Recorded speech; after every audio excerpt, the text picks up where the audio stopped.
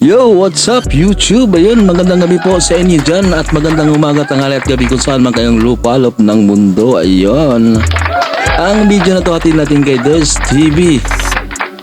Nasa description lang po ang kanyang channel, pakibisita na lang po at pakisubscribe. Ayun, kung kayo pala bago sa ating channel, inimbitahan ko po kayong i-subscribe ang ating channel, paki-like, comment at pa-click na lang sa ating notification bell para ma-update kayo sa ating mga bagong ina-upload. Ayun, Kumusta mga ka-uncle natin dyan? Ayun, bagong lahat, shout out po sa ating subscriber, ating bagong subscriber. Paki-greet sila Julie, Paulo and Norma Ilaw, Santa Rosa, Laguna. Ayun, shout out po kay Samsung, from Samsung Mi 7W. Ayun, shout out po sa inyo dyan. Shout out po sir, ma'am. Ayun, thank you so much sa pag-support na sa ating channel. Ayun, na showbiz update na naman tayo ulit. Ay nako, ano naman tong kababalaghan na ginagawa ng Tape Bulaga. Diyos mia, Marimar. Ayun, wala na pa tayong batubit ng Big Pa. Silipin na natin to, baka masilip pa to ng iba.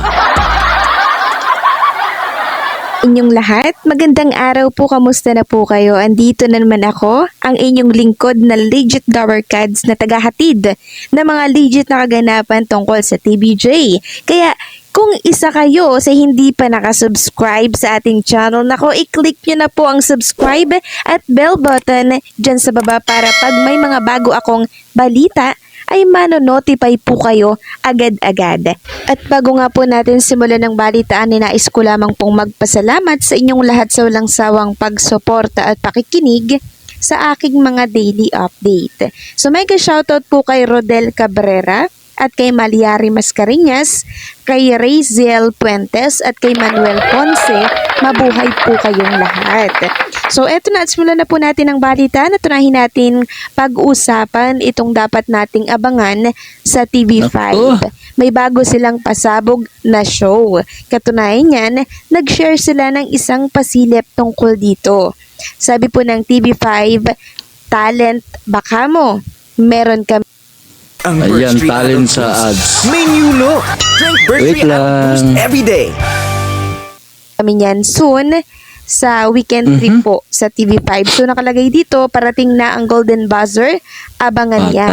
Nako. So tingin ko isa itong game show na Exciting hulaan, ganon ang tanong, sino kaya ang mag-host dito? Isa nga kaya sa mga legit Dower Cards, katulad ng hula po ng iba? So abangan natin yan. Samantalang ang TBJ naman po ay nakiuso na din sa AI Yearbook.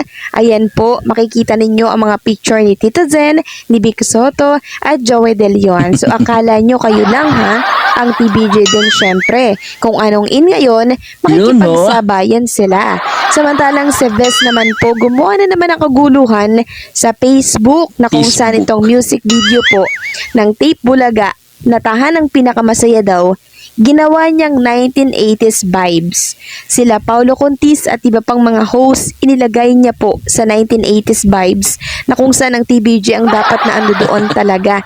No, talagang itong si Bes pilit na pinapalitan yung pwesto ng TBJ sa taong 1979 at 1981 ang pagdating ng Tape Bulaga. So anong purpose niya dito?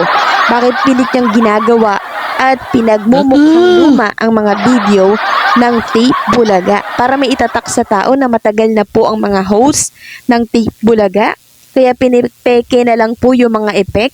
Hindi nyo po mababago ang katotohanan. Yes. Kahit anong gawin ninyo, Correct. hindi lang po ang kinikilala ng tao. Kahit na noong 1979 at hindi ang mga bagong host ng Tape na nung June lang po pinanganak. Ito talagang galamay ng Tape Bulaga. Gagawin lahat. Malinlang lang po ang marami na siyang hindi po yayain. Samantalang ang mga gaganap naman sa AI sa DB5 na pamilya po ni Ellen ay isa-isa na pong ibununyag ng isang netizen sa Facebook. Sino pa ba ang mga hindi natin nakikita sa AI na still AI pa din? So unang-una si Papa Ethan, pangalawa si Nani Nina, pangatlo si Ellen. So eto yung mga nakita natin nagaganap po sa tatlong AI na hindi pa po natin nakikita sa Gimme 5. So si Nani Nina, si Paulo Ballesteros po ang gaganap.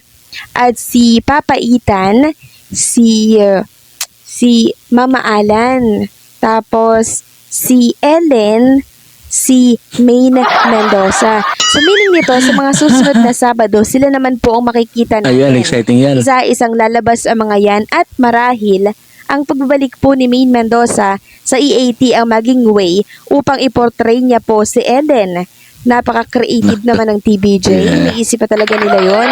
Marahil si Ellen naman po ang susunod na darating sa EAT na for sure ay ikakatuwa po ng marami. Kasi talagang marami po ang nakakamiss kay Maine Mendoza. Mga fans niya po na araw-araw ay inaabangan ng EAT. Nagbabaka sakaling makita niya po or nila yung iniidolo po nilang si Maine Mendoza. Ngunit mukhang enjoy pa po si Maine Mendoza sa kanyang bakasyon na siyang deserve niya naman dahil napakasipag niyang artista. So ngayon lang po yan nagbakasyon ng ganito katagal. Samantalang isang netizen naman po ang nagpaabot ng kanyang napansin sa Ako? Bulaga. So actually kahapon Atay. pa nga po ito ibinahagi sa ating Facebook page na There's TV. So ang sabi niya po sa atin, yung pera daw na nakadisplay sa table ng Tape Bulaga, iisa lang po ang serial number. Kaya naman ako, chinek ko po agad kung totoo nga. At oo nga naman, iisa lang po ang serial number neto. So tingnan niyo po yung serial number ng kaliwa at kanan na set ng pera. No? At makikita nyo po dyan na parehas po ang mga serial number nito. So, Nakakaya yan, Tape Bulaga.